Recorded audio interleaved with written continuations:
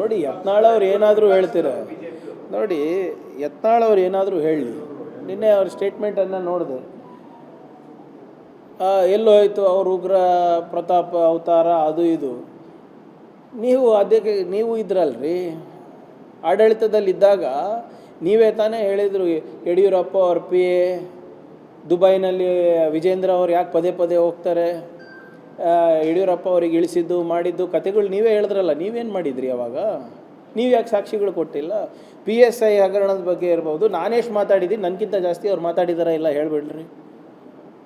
ವಿಜೇಂದ್ರ ಅವ್ರ ವಿರುದ್ಧ ನಾವು ಮಾತಾಡಿಲ್ಲ, ಅವ್ರು ಜಾಸ್ತಿ ಮಾತಾಡಿದ್ದಾರೆ. ಯಡಿಯೂರಪ್ಪ ಅವ್ರ ವಿರುದ್ಧ ನಾವು ಜಾಸ್ತಿ ಅಲ್ಲ, ಅವ್ರು ಜಾಸ್ತಿ ಮಾತಾಡಿದ್ದಾರೆ.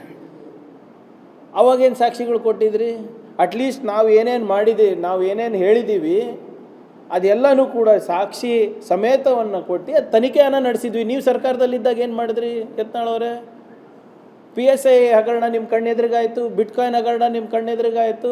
ಇವಾಗ ನೀವು ಪರಿಷ್ಠ ಜಾತಿ ಪರಿಷ್ಠ ಪಂಗಡದ ಜನಾಂಗದ ಬಗ್ಗೆ ಇಷ್ಟು ಕಾಳಜಿ ವಹಿಸ್ತಾ ಇದ್ದೀರಲ್ಲ, ಅದೇ ಸದನದಲ್ಲಿ ನಿಮ್ಮ ಮುಖ್ಯಮಂತ್ರಿಗಳು 10,000 ಕೋಟಿ ರೂಪಾಯಿ ಡೈವರ್ಷನ್ ಆಗಿದೆ SCP TSP ಹಣ ಅಂತ ಹೇಳಿದಾಗ ಅವಾಗ ಯಾಕೆ ಗಪ್ ಕೂತಿದ್ರಿ?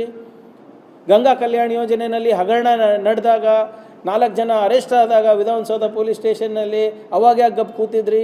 400 ಕೋಟಿ ರೂಪಾಯಿ ಅವಾಗ ನಿಮ್ಮ ಸರ್ಕಾರ ನುಂಗಿದ್ರಲ್ಲ, ಅವಾಗ ಯಾಕೆ ಸುಮ್ಮನಿದ್ರಿ? ಅವಾಗ ಎಷ್ಟಿತ್ತು ಪಾಲು? CMದು ಎಷ್ಟಿತ್ತು? ಪ್ರಧಾನಮಂತ್ರಿದು ಎಷ್ಟಿತ್ತು ಪಾಲು?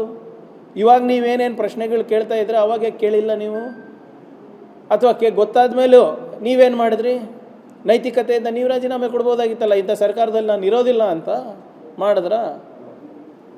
ನಮ್ಮ ಸರ್ಕಾರ ಯಾರಿಗೂ ರಕ್ಷಣೆ ಮಾಡೋದಿಲ್ಲ ಅಂದ್ಬಿಟ್ಟು ಭಾಳ ಸ್ಪಷ್ಟವಾಗಿ ಮುಖ್ಯಮಂತ್ರಿಗಳು ಉಪಮುಖ್ಯಮಂತ್ರಿಗಳು ನಿನ್ನೆ ಹೇಳಿದ್ದಾರೆ. ನಾಗೇಂದ್ರ ಅವರು ತಮ್ಮ 24 ತಾಸು ಒಳಗಡೆ, ಯಾವಾಗ ಈ ಹಗರಣ ಹೊರಗೆ ಬಂತು 24 ತಾಸು ಒಳಗಡೆ ಇದು CIDಗೆ ವಹಿಸಬೇಕು ಅಂತ ಅವರೇ ಹೇಳಿರೋದು. ಬಂದು ದಾಖಲೆಗಳನ್ನು ಸಬ್ಮಿಟ್ ಮಾಡಿದರು, ಫೋರ್ಜರಿ ಆಗಿದೆ ಅಂದ್ಬಿಟ್ಟು. ಏನೇ ಇದೆ, ಯಾರೇ ಇರ್ಬೋದು, ಅದು ಅಧಿಕಾರಿಗಳಿರ್ಬೋದು, ನಾನಿರ್ಬೋದು, ಉಪ್ಪು ತಿಂದರೆ ನೀರು ಕುಡಿಲೇಬೇಕು. ಸೊ ಇದರಲ್ಲಿ ಯಾರ್ದು ರಕ್ಷಣೆ ಮಾಡೋದು ಅವಶ್ಯಕತೆ ಇಲ್ಲ ಅಂದ್ಬಿಟ್ಟು ನಮ್ಮಿಬ್ಬರು ನಾಯಕರು ಕೂಡ ಹೇಳಿದ್ದಾರೆ. ಅದೇನಿದೆ ತನಿಖೆ ಕೊಟ್ಟಿದ್ದೀವಿ, SIT ಕೊಟ್ಟಿದ್ದೀವಲ್ಲ, ಬರಲಿ, ಪ್ರಿಲಿಮಿನರಿ ಬರಲಿ.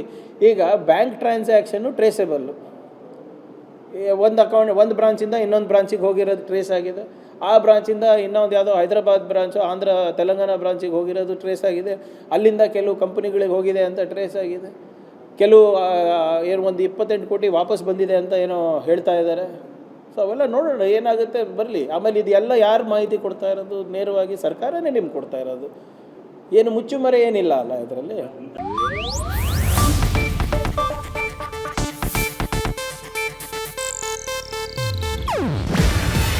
ಇದು ಏಷ್ಯಾನೆಟ್ ನ್ಯೂಸ್ ನೆಟ್ವರ್ಕ್ ಪ್ರಸ್ತುತಿ. ನೀವು ನೋಡ್ತಿದ್ದೀರಾ ಏಷ್ಯಾನೆಟ್ ಸುವರ್ಣ ನ್ಯೂಸ್.